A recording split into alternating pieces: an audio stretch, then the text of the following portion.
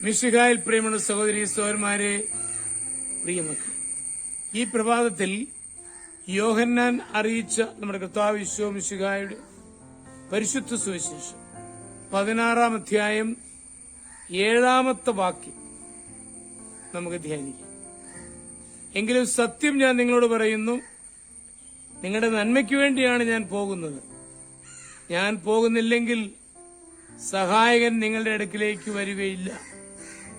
ഞാൻ പോയാൽ അവനെ നിങ്ങളുടെ അടുക്കിലേക്ക് ഞാൻ അയക്കും. നമ്മെ നന്മയിലേക്കും തിന്മയിലേക്കും ആകർഷിച്ചുകൊണ്ടിരിക്കുന്ന ആത്മീയ ശക്തികൾ പ്രവർത്തിച്ചുകൊണ്ടാണ് ഇരിക്കുന്നത്.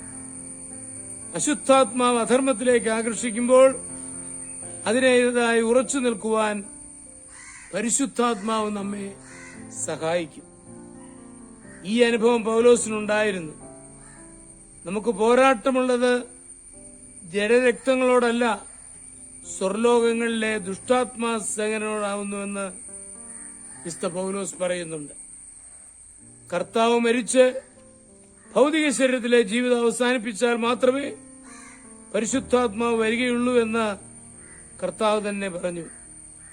തന്റെ മരണത്തിന്റെയും ഉയർപ്പിന്റെയും പിന്നാലെ ഉണ്ടാകുന്ന അനുഭവമാണ് പരിശുദ്ധാത്മാവിന്റെ സാന്നിധ്യം. ഉയർപ്പിന് ശേഷം 40 ദിവസം പല അവസരങ്ങളിൽ ഈശോ ശിഷ്യന്മാരുടെ ഇടയിൽ പ്രത്യക്ഷപ്പെട്ടു. അതിനുശേഷം അവർ കാണുക താൻ അന്തർധാനം ചെയ്തു. 10 ദിവസങ്ങൾക്ക് ശേഷം പെന്തക്കോസ്തു ദിവസം പരിശുദ്ധാത്മാവിന്റെ സാന്നിധ്യം ശിഷ്യന്മാർക്ക് അനുഭവമായി. ഈശോയോടുകൂടെ ഉണ്ടെന്ന് വിശ്വസിച്ചതിന്റെ ഫലമായി പരിശുദ്ധാത്മാവിന്റെ സാന്നിധ്യം അവർക്ക് അനുഭവമായി. വിശുദ്ധ പൗലോസിനെ ഈ ആത്മാവ് നിരന്തരം സഹായിക്കുകയും മാർഗനിർദ്ദേശങ്ങൾ കൊടുത്ത് സഹായിക്കുകയും ചെയ്യുന്നുണ്ടായി. 2-ാം മിഷണറി യാത്രയിൽ ആസ്യയ്ക്കും ബിഥുന്യയ്ക്കും പോകുവാൻ ഉദ്ദേശിച്ചു. പക്ഷെ ആത്മാവ് അതിനനുവദിച്ചില്ല. 3-ാമത്തെ യാത്രയ്ക്ക് ശേഷം ജെറുസലേമിലേക്ക് പോകുമ്പോൾ ആത്മാവിനാൽ ബന്ധിക്കപ്പെട്ടവനായി ജെറുസലേമിലേക്ക് പോകുന്നുവെന്ന് സ്വയം സാക്ഷിച്ചു.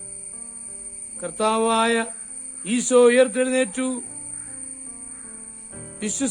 ജീവിക്കുന്നു എന്ന് നാം വിശ്വസിച്ചാൽ പരിശുദ്ധാത്മാവിന്റെ സാന്നിധ്യവും ശക്തിയും നമുക്ക് അനുഭവപ്പെടും.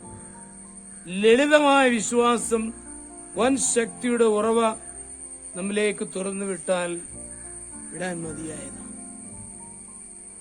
രാജാവ് വരുന്നിടത്ത് മന്ത്രിയും വരുന്നു. ഈശോ വരുമ്പോൾ ആത്മാവും സന്നിഹിതനാകും. ആ ബോധ്യത്തിൽ നമുക്ക് നമ്മെ തന്നെ ഉറപ്പിക്കാം. നമ്മുടെ കർത്താവ് ഈശോ മിശിഹായുടെ കൃപയും പിതാവായ ദൈവത്തിന്റെ സ്നേഹവും പരിശുദ്ധാത്മാവിന്റെ സഹവാസവും പരിശുദ്ധ അമ്മയുടെ മധ്യസ്ഥതയും നിങ്ങളെല്ലാവരോടും കൂടി ഉണ്ടായിരിക്കട്ടെ, ഇപ്പോഴും എപ്പോഴും എന്നേക്കും. ആമേൻ.